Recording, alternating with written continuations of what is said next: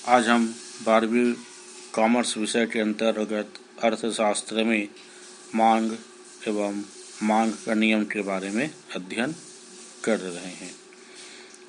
पूर्व में मांग से आशय, मांग का नियम, मांग की आवश्यक तत्व, इसके बारे में बतला चुके हैं।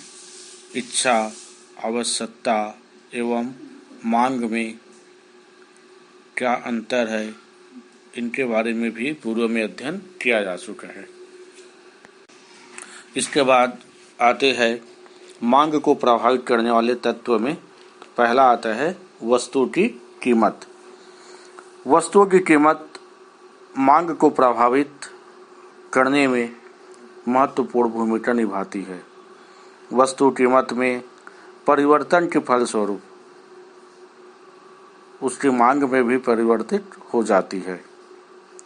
अर्थात वस्तुओं की कीमत घटने पर मांग बढ़ती है और वस्तुओं की कीमत के बढ़ जाने पर वस्तुओं की मांग में कमी आ जाती है। आगे समझ में, वस्तु की कीमत के अंतर्गत वस्तु की मांग को प्रभावित करने में महत्वपूर्ण भूमिका निभाने में वस्तु की कीमत में यदि परिवर्तन हो जाए तो उसकी मांग में भी परिवर्तन होना स्वाभाविक बात है। इसके अंतर्गत दूसरा आता है उपभोक्ता की आय। उपभोक्ता की आय किसी भी वस्तु की मांग का दूसरा महत्वपूर्ण पहलू माना जाता है। यदि वस्तुओं की कीमत में कोई परिवर्तन न हो और यदि व्यक्ति की आय बढ़ने लग जाए तो वस्तु की मांग बढ़ जाती है तथा आय की कमी होने पर वस्तु की मांग भी कम हो जाती है। तीसरा, धन का वितरण।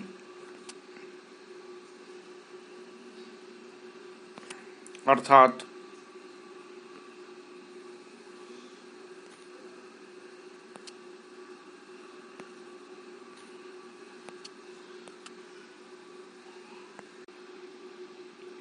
धन का वितरण में समाज में धन का वितरण भी वस्तुओं की मांग को प्रभावित करता है। यदि धन का वितरण असमान है, इसका तात्पर्य यह है कि धन कुछ व्यक्तियों के ही हाथों में केंद्रित है, तो विलासितापूर्ण वस्तुओं की मांग बढ़ती है। विलासितापूर्ण वस्तुओं की मांग से तात्पर्य है कि जिसमें व्यक्ति अपने आप को शान शौकत से रहना सीखता है, अपने आप को यह प्रदर्शित करता है कि मैं बहुत ऊंचे समाज में रहने वाले व्यक्ति हूँ। इस प्रकार से धन का वितरण भी वस्तुओं की मांग को प्रभावित करता है। इसके ठीक विपरीत, यदि धन का समान वितरण है, अर्थात अमीरी और गरीबी के बीच कोई दूरी नहीं है, तो आवश्यकता तथा आरामदायक वस्तुओं की मांग भी बढ़ जाती है। चौथा, उपभोक्ता की रुचि। उपभोक्ता की रुचि फैशन, आदत, रीति रिवाज आदि के कारण भी वस्तु की मांग प्रभावित होती है। जिस वस्तु के प्रति उपभोक्ता की रुचि बढ़ती है, उस वस्तु की मांग भी बढ़ जाती है। अर्थात यदि लोग चाय के बदले कॉफ़ी पीना अधिक पसंद करते हैं, तो कॉफ़ी की मांग बढ़ जाएगी और चाय की कीमत कम हो जाती है। पांचवा, संबंधित वस्तुओं की कीमत। संबंधित वस्तुओं की कीमत के अंतर्गत वस्तु की मांग पर उस वस्तु की संबंधित वस्तु की कीमत भी प्रभावित करता है। संबंधित वस्तुओं दो प्रकार से होता है। पहला प्रतिस्थापन वस्तुएं और दूसरा पूरक वस्तुएं। प्रतिस्थापन वस्तुओं से तात्पर्य कि एक दूसरे के बदले में प्रयोग की जाने वाली वस्तुओं से संबंधित है। जैसे उसके पहले जो उदाहरण दिया गया था चाय व कॉफ़ी का। चाय की कीमत बढ़ती है और कॉफ़ी की कीमत पूर्ववत रहती है, तो चाय की अपेक्षा लोग कॉफ़ी पीना ज़्यादा पसंद करते हैं। इसी के अंतर्गत पूरक वस्तुएं। पूरक वस्तुओं से तात्पर्य ऐसा है जिनका उपयोग एक साथ किया जाता है, जैसे डबल रोटी के साथ मक्खन या पेन के साथ स्याही मोटर गाड़ी के साथ पेट्रोल, डीजल आदि ये सभी एक दूसरे की पूरक वस्तुएं के रूप में माना जाता है। छठवां, मौसम एवं जलवायु। मौसम एवं जलवायु भी वस्तुओं की मांग को प्रभावित करता है। जैसे गर्मी के दिनों में पंखा, कूलर, फ्रिज, ठंडा पेय पदार्थ आदि की कीमत बढ़ जाती है। इसी प्रकार से सर्दियों में ऊनी वस्त्र, हीटर आदि की मांग बढ़ जाती है और बरसात के मौसम में छाता, बरसाती कपड़ा आदि की मांग बढ़ जाती है। सातवां, जनसंख्या। देश की जनसंख्या मांग को भी प्रभावित करती है। यदि देश में जनसंख्या तेजी से बढ़ रही है तो बच्चों की संख्या अधिक होगी और इसी के साथ खिलौने, बिस्किट आदि की मांग अधिक बढ़ जाती है।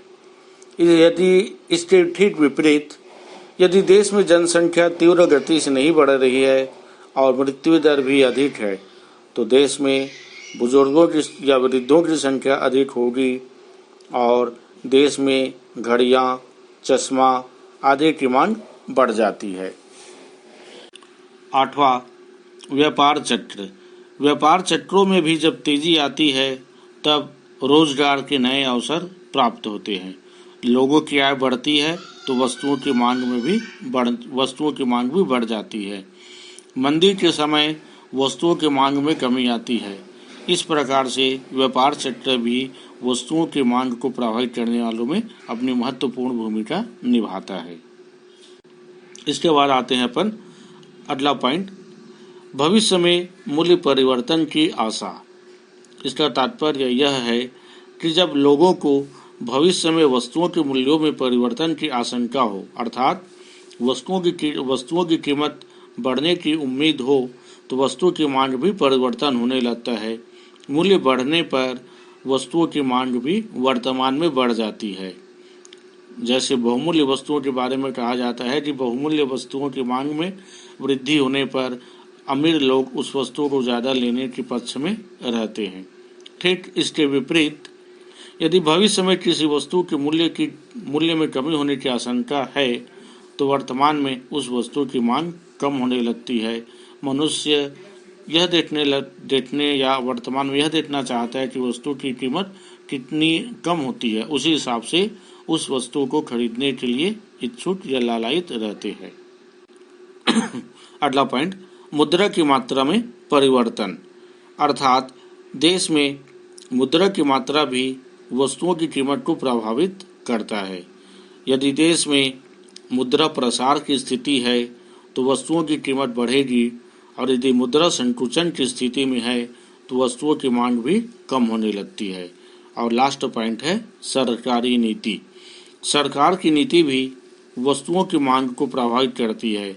यदि सरकार करों में वृद्धि करती है तो आय में कमी के परिणाम स्वरूप वस्तुओं के मूल्य में भी वृद्धि होने लगती है। वस्तुओं की मांग में कमी आ जाती है। वस्तुओं के मूल्य में वृद्धि होने के कारण वस्तुओं की मांग में कमी हो जाती है। इसके ठीक विपरीत यदि सरकार व्यक्तियों को या वस्तुओं के उत्पादन में आर्थिक सहायता प्रदान करता है तो आय में वृद्धि तथा वस्तुओं के मूल्य में कमी होने पर भी वस्तुओं की मांग बढ़ जाती है। इसके बाद अपन आते हैं मांग तथा आवश्यकता में क्या अंतर है। मांग आवश्यकता से बनती है, आवश्यकता इच्छा से बनती है। मांग आवश्यकता का परिणाम होता है तो आवश्यकता मांग का कारण है। मांग का कीमत से घनिष्ठ संबंध होता है तो आवश्यकता का कीमत से कोई संबंध नहीं होता। मांग अस्थायी प्रकृति की होती है, अर्थात मांग स्थायी नहीं होती, जबकि आवश्यकता स्थायी प्रकृति का होता है। आवश्यकता स्थायी प्रकृति की होती है।